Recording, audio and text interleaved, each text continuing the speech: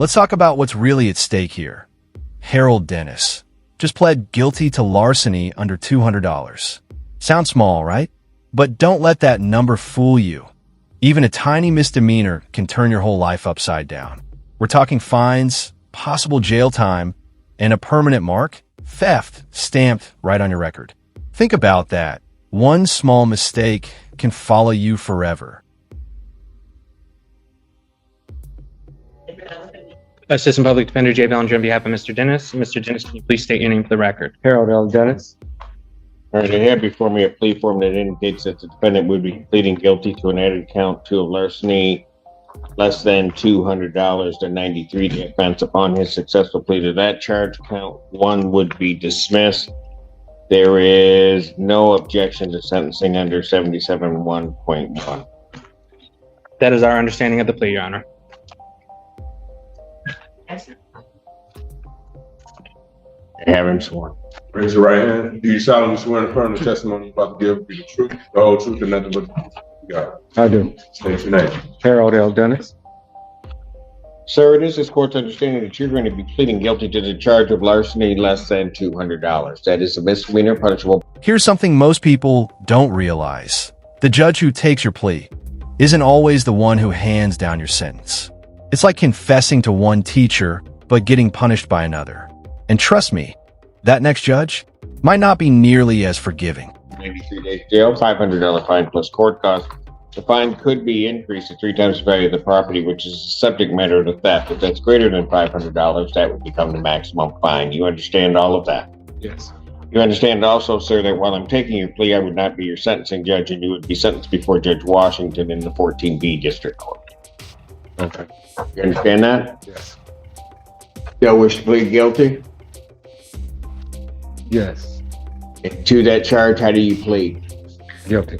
Now, you understand that by pleading guilty, you will not have a trial of any kind. Yes. You signed an advice of rights form today, is that correct? Yes. Any question regarding any of those rights? No.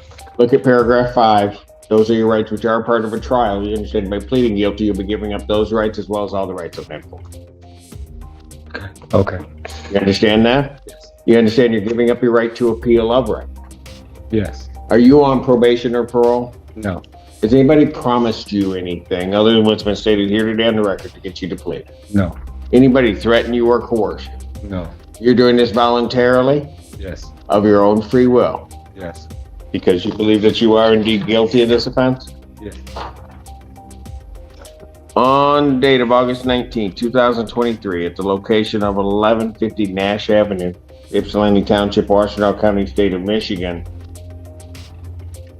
what'd you do regarding property belonging to Willie Rawls and Willie Rawls Jr. that makes you think that you're guilty? Well, actually, I didn't do anything that, Did you have an agreement with him? yes. And did you take his car as part of that agreement? Yes. And as part of that agreement, you were to return that car within a specific amount of time? Yes. And how long did you keep the car? Too long. And how long is too long? Couple years. Okay. 2 years? Yes. Wait, pause right there. Did he just say he kept someone's car for 2 years? That's not borrowing, that's unofficial ownership. And get this, even after all that time, the repairs still weren't finished. 2 years later? Yikes, that's insane. Is that what you said? Yes. And was the value of that property under $200? Well, it doesn't matter. I understand for the purpose of the But- plea, Your Honor. So,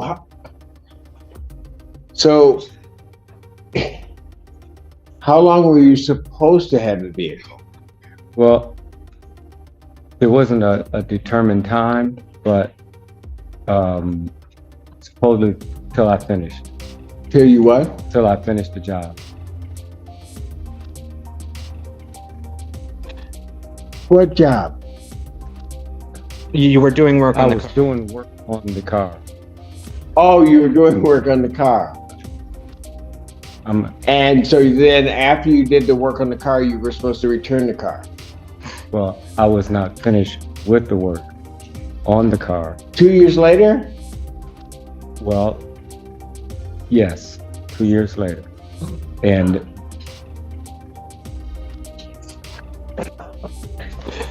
Did the owner of that vehicle have an expectation that you would turn that within a sufficient amount of time?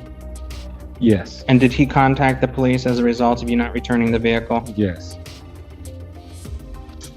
If I could briefly, were there multiple requests for the vehicle to be returned Thank you. that were not responded to? yes, And this, so that we're really clear, the work that you were supposed to do would not take 2 years to complete, No. would it? no, In fact, it should have been completed well before that 2-year period, yes, correct? yes, You just didn't do the Let's be real.